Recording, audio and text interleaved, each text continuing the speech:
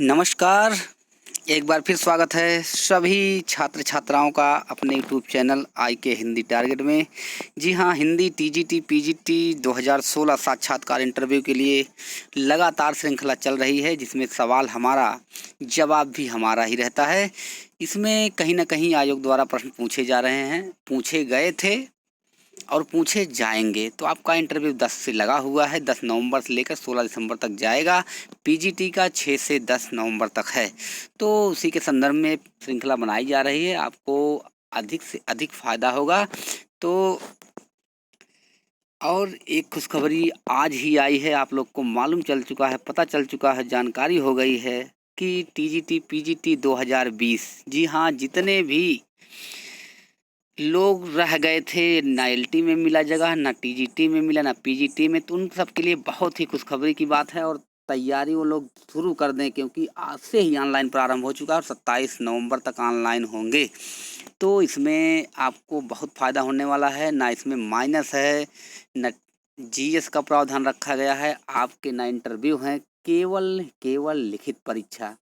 जी हाँ, लिखित परीक्षा है, इसी के आधार पे आपकी मेरिट बनेगी और कहीं न कहीं आपके पेपर मार्च के लास्ट और अप्रैल के फर्स्ट वीक में हो सकता है। तो आपके पास मात्र 5 महीने का समय बचा हुआ है और उसमें आप तैयारी पूरी कर सकते हैं। तो इस चैनल के माध्यम से हिंदी टीजीटी पीजीटी की तैयारी भी करवाई जाती है। तो आपको अगर जुड़ना है तो इस चैनल से जुड़ सकते हैं। चैनल को सब्सक्राइब कर दीजिए, लाइक कर दीजिए, बेल आइकन को दबा दीजिए और दोस्तों में शेयर करते रहें, ताकि सभी को मालूम चले। एक एक पॉइंट, एक एक बिंदु को रखा जाएगा और सभी प्रश्नों को अच्छे से तैयारी करवाई जाएगी, ताकि आपके टीजीटी पीजीटी में इसी 2021 में आपका कहीं ना कहीं सिलेक्शन हो जाए। तो तैयारी में लग जाइए और पूरी बढ़िया से तैयारी करिए। तो चलिए देखते हैं कौन कौन से प्रश्न हैं दोनों के लिए।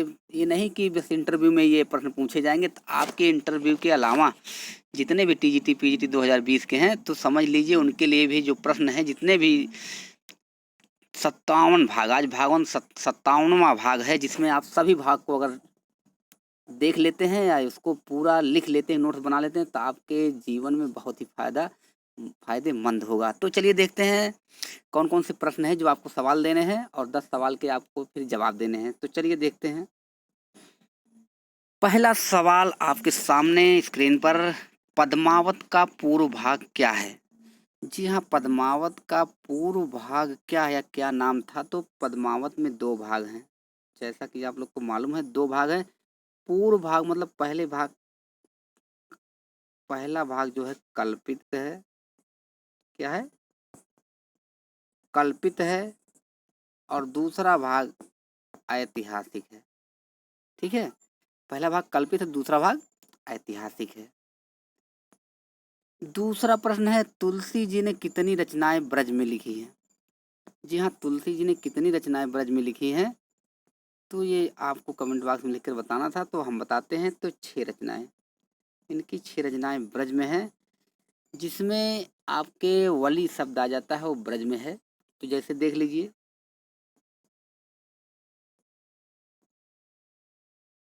कवितावली, गीतावली,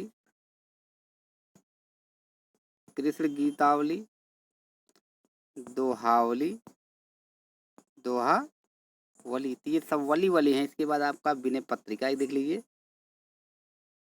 विनय पत्रिका, जिसका दूसरा नाम है विनयावली कह सकते हैं इसको। देखो इसमें भी आ गया विनयावली। और एक लास्ट में बचता है वैराग संदीपनी, वैराग्य संदीपनी।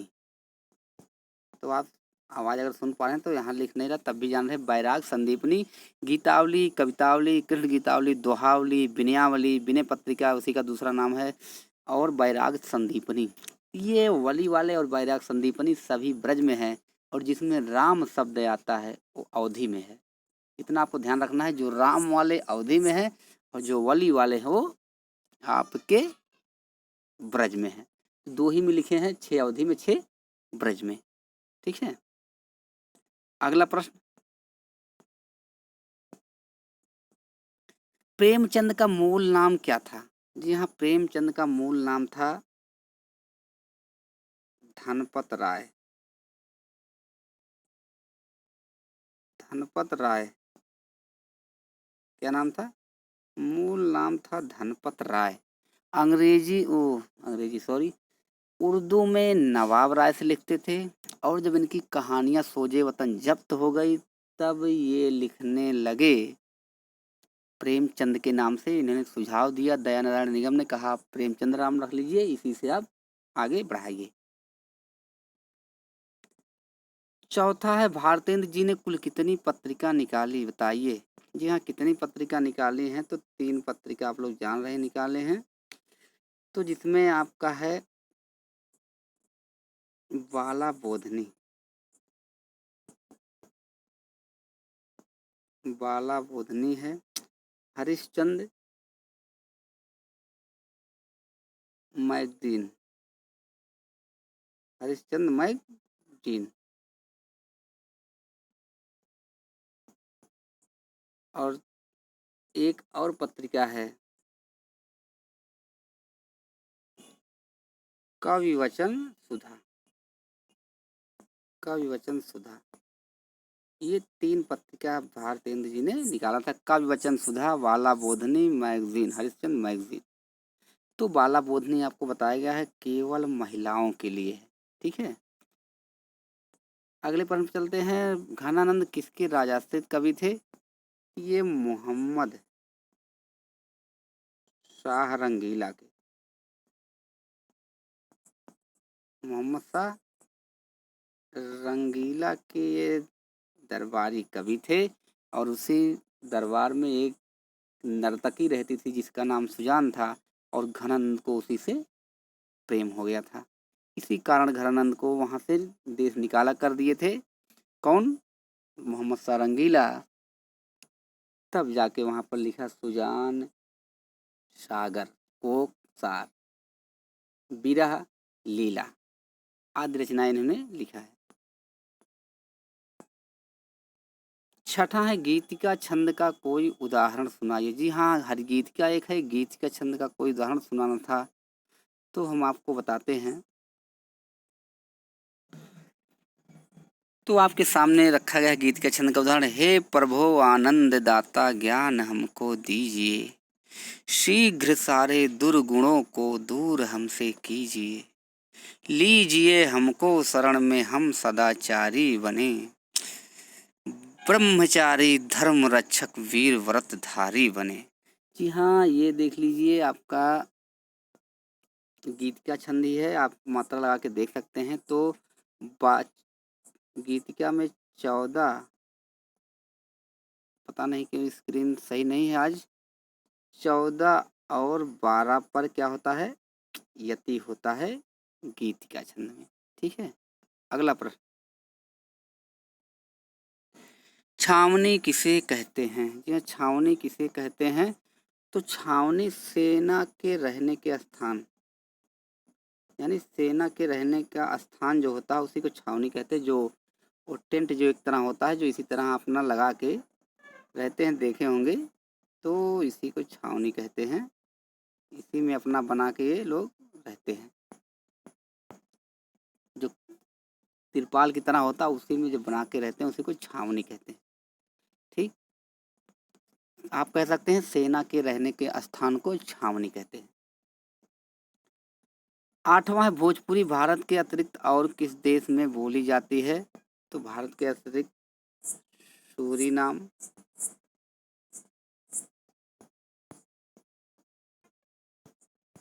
फिजी,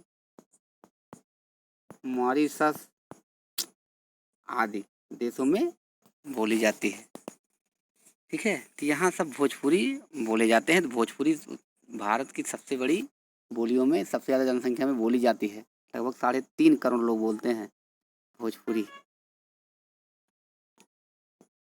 9वां प्रश्न, ऊष्म संघर्षी व्यंजन बताइए। यहाँ ऊष्म संघर्षी तो कुछ लोग बोल रहे थे तीनों सा, यानी सा सा सा, तीनों सा ऊष्म संघर्षी नहीं है, ऊष्म व्यंजन है। ऊष्म संघर्षी की बात करें तो ऊष्म संघर्षी आपके कौन सा है? चा वर्ग में ऊष्म संघर्षी आते हैं। यानी चाचा जाजा जो है आपके क्या है, ऊष्म संघर्षी है। चा वर्ग को ऊष्म संघर्षी कहा जाता है। ठीक, तो थोड़ा ध्यान रहे, जल्दबाजी नहीं, वहाँ आराम से बताइएगा। ऊष्म किसे, ऊष्म व्यंजन किसे कहते हैं, ऊष्म संघर्षी किस कौन होता है। ठीक है, तो ये आपको ध्यान में रखना है। लास्ट प्रश्न 10वां है, अज्ञेय किस नाम से निबंध लिखते थे।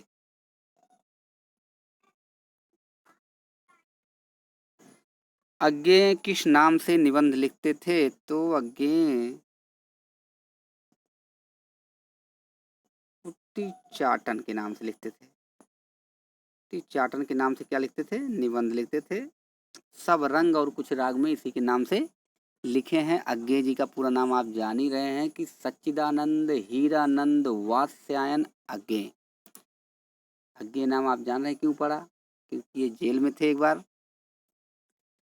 और वहीं पर इन्होंने पत्र एक रचना लिखी जिसका नाम था शेखर एक जीवनी। वही छपवाने के लिए जब जैनेन्द्र इनके पास गए थे तो इन्होंने अपना नाम नहीं बताया।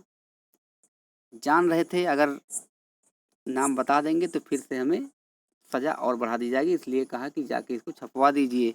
तब जाके जैनेन्द्र लेकर आए प्रेमचंद के साथ में मिलकर, तो बातें हुई। इसके बाद जब प्रेस के पास गए तो बात हुई कि किसकी ये रचना है, हम किस नाम से छापें। तो इन्होंने कहा कि अज्ञात नाम से छापा जाए, लेकिन प्रेमचंद ने सुझाव दिया अज्ञात से नहीं। इन्होंने जैनेन्द्र ने कहा इसको अज्ञेय के नाम से। अज्ञेय मतलब जिसका कोई ज्ञात ना हो, उसी नाम से पत्रिका छानी, उसी नाम से रचनाएं छापी है। तो अज्ञेय नाम आप जान रहे हैं, जैनेन्द्र ने दिया है। तो ये रहे आज के 10 प्रश्न। तो रहे आज के 10 प्रश्न। अब देखते हैं आज का सवाल, जो आपको लिख के कमेंट बॉक्स में लिख कर देना है जवाब। पहला प्रश्न आपके सामने, दत्तक पुत्र किसे कहते हैं। जी हाँ, दत्तक पुत्र किसे कहते हैं। दूसरा प्रश्न है, व्यंजन वर्ण किस प्रत्याहार के अंतर्गत आता है। जी हाँ, जिस तरह से आप बताए थे स्वर अच के अंतर्गत आता है, किसके अंतर्गत आता है, अच के अंतर्गत आता है। तो उसी तरह से व्यंजन किस प्रत्याहार के अंतर्गत आता है।